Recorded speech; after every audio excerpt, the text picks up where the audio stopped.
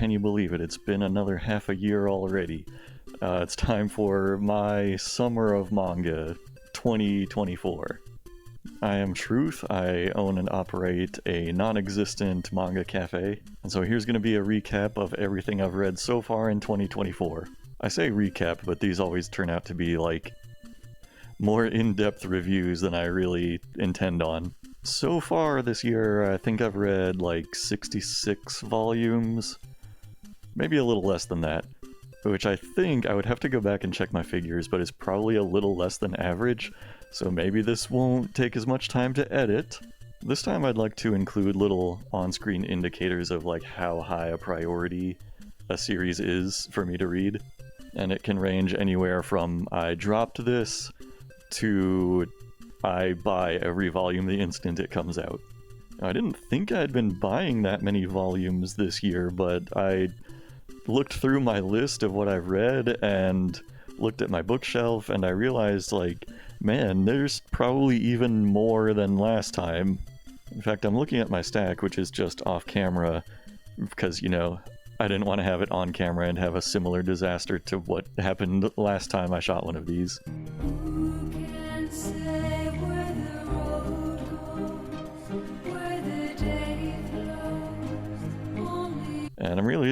And I'm realizing I actually forgot a volume, it looks like.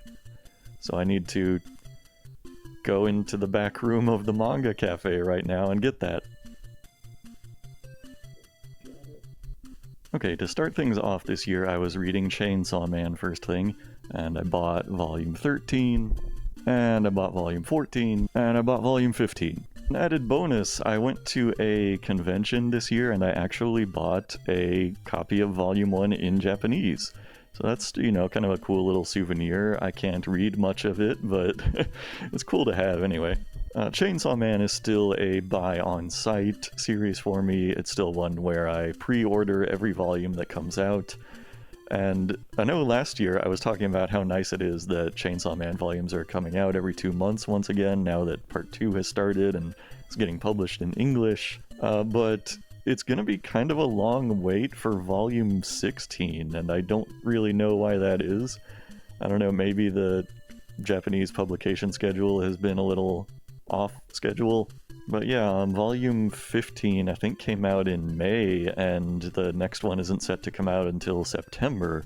Anyway, Chainsaw Man, it has reached this point for me where not only is it a pre-order and buy on site series, but it has become a read ahead series now. It's become a read each chapter online as soon as the chapter comes out kind of series.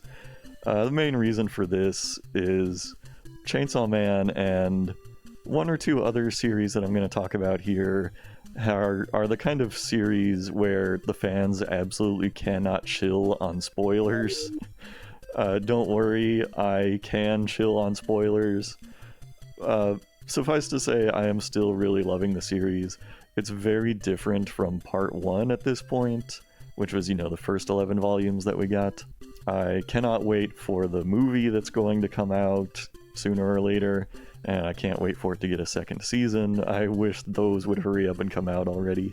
But you might remember in a past video I talked about Fire Punch, and what a strange series that was.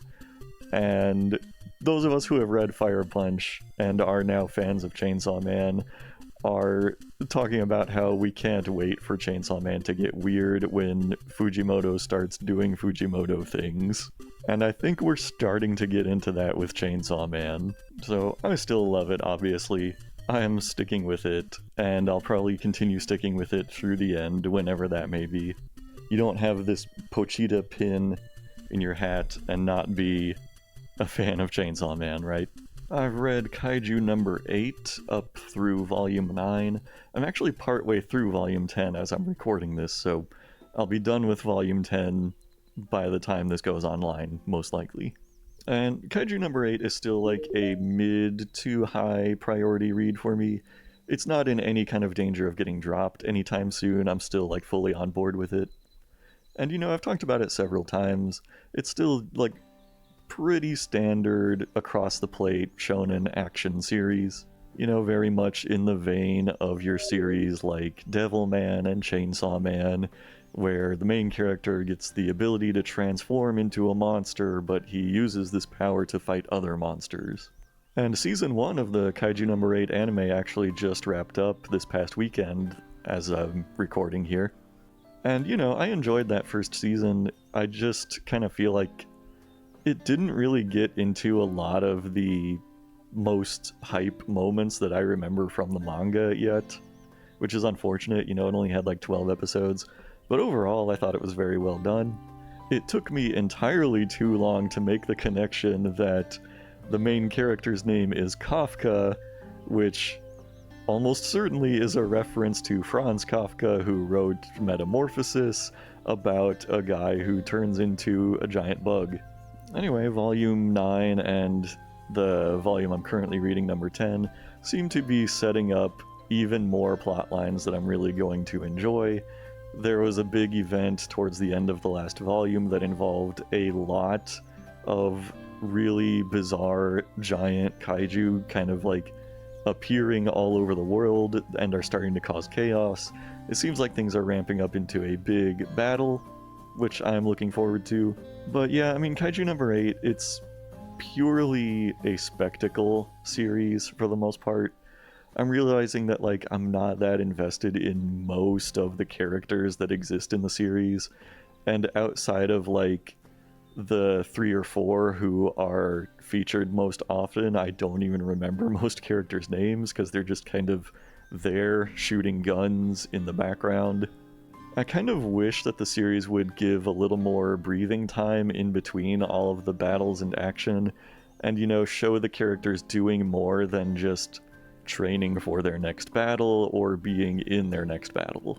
Because a lot of the characters, you know, for what personality they do have, their role in the story essentially boils down to soldier who fights kaiju, and their personalities only really shine through in, like, the manner in which they fight kaiju. And I would like to see them be a little more fleshed out, and I probably won't be getting any of that, at least for several more volumes, because it seems like it's ramping up into an even bigger, more climactic battle than what we've seen before up to this point. I don't know, it sounds like I'm being really hard on the series, but it does what it does really well.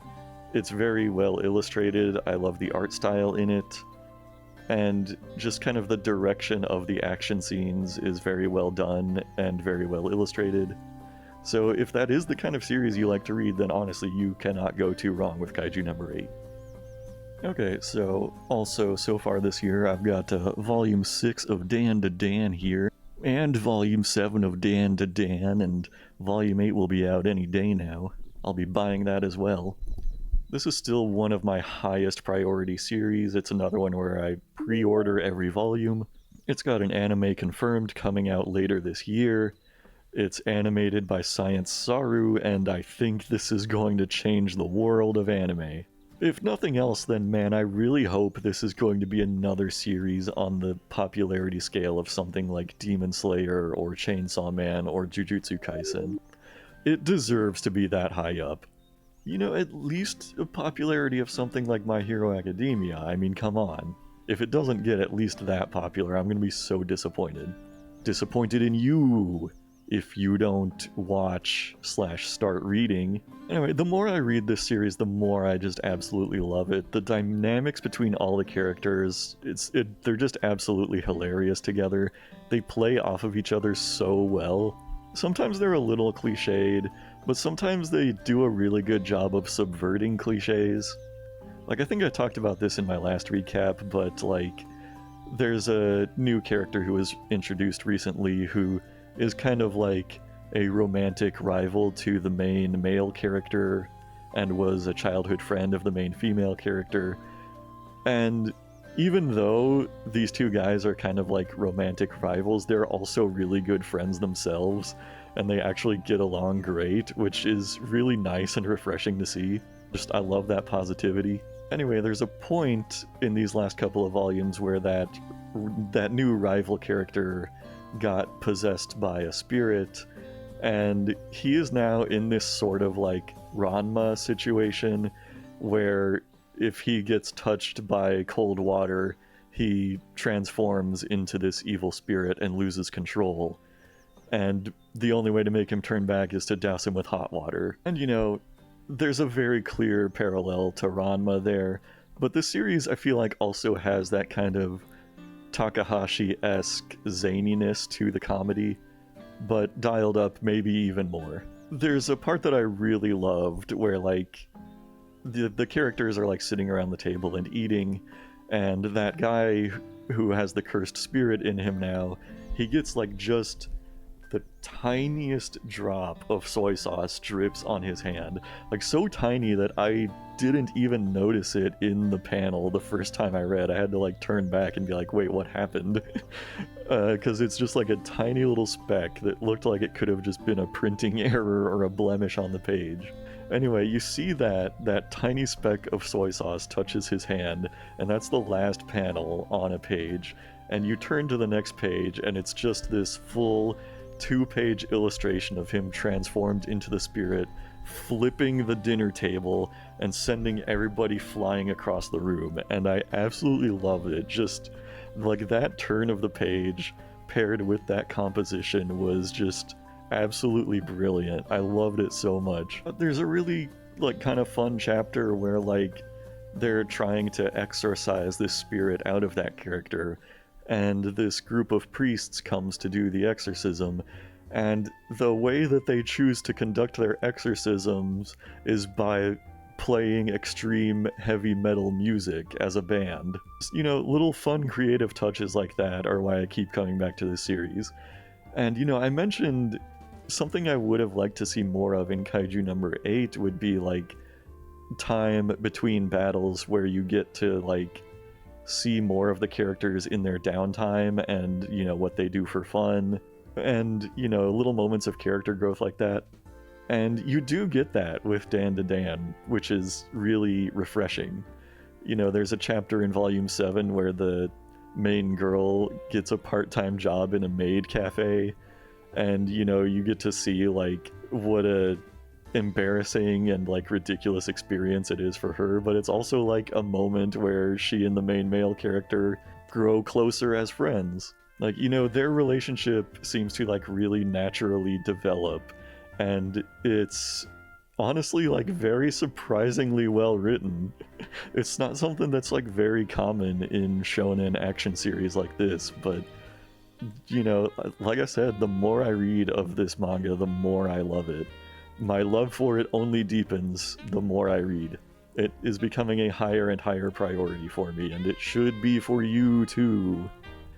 Another thing I should mention that I've been reading, and I don't really know where else to fit this in, is I've been catching up on JoJo Part 9. I don't think I've talked about it in any of my other recap videos over the last couple years. Main reason for that being JoJo is one of those series that I don't tend to read in physical volumes. JoJo is one of my absolute favorite manga series. I eat it up. I love every single part of it. There are no bad parts in JoJo. But despite it being one of my all-time faves, I only own Part 1. Now, the main reason for that is I absolutely 100% cannot abide the name changes that go into the English localization. I think like a big part of what makes JoJo so like fun and enjoyable is seeing Araki put in all of these references to musicians and, you know, his favorite fashion brands and all of that stuff, and just seeing all of that changed into completely different names because Viz or whoever might be translating it is so afraid of a lawsuit from various musicians. It honestly like kills a big part of the story for me. And I mean, I know they're just names, but it just, I don't know, I cannot in good conscience abide having books on my shelf where I'm reading about Deadly Queen and Zipper Man. So I don't know if there will ever be an English version of JoJo where they keep the names intact. if that ever happens within my lifetime, then I will start collecting every volume of JoJo. But yeah, until then, I am reading fanlations. So anyway, part 9, I am reading because JoJo is one of those series, like I mentioned earlier in my recap, it's one of those series where the people who are into it absolutely cannot chill with spoilers online. And so, I mean, I'm reading JoJo because I love it, and I want to keep up to date with the chapters anyway, but this is one of those where, like, I have caught up with the chapters, but I'm seeing people on my Twitter feed just posting spoilers non-stop, and it's making me go, man, I am really glad I read this stuff, because otherwise I would already know everything that is going to happen and not be surprised by anything.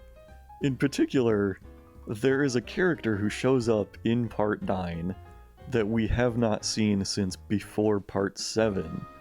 And fortunately for everybody watching this, I am somebody who can chill on spoilers. So basically, if you have read, you know, at least Part 7 of JoJo, then you know why it's a huge deal to see a character from before Part 7 show up after Part 7. But I'm not going to tell you who it is. I'm not going to tell you why that is a tremendous deal if you, for some reason, have not read JoJo yet. But yeah, I mean, I don't want to say a whole lot of it apart from that. I mean, I'm enjoying Part 9 so far. I think there's like 16 chapters out so far. Hopefully it's gonna shape up to be a really good part. I'll say Part 8 was not my favorite. It also ran on very long. I think Part 8 ended up being the longest part ever so far. But so far, Part 9 is showing a lot of promise. All of the new main characters are a lot of fun. I like that not every stand in Part 9 feels like really a combat-oriented stand. Of course, that might change as the part goes on, because, like, even in Part 3, you would, you know, see the introduction of a stand like Hermit Purple, which was not meant for combat at all, but just for taking spirit photos. But by the end of Part 3, it was being used for combat all the time. So that might turn out to be the case in Part 9 as well as it goes on, but we will see.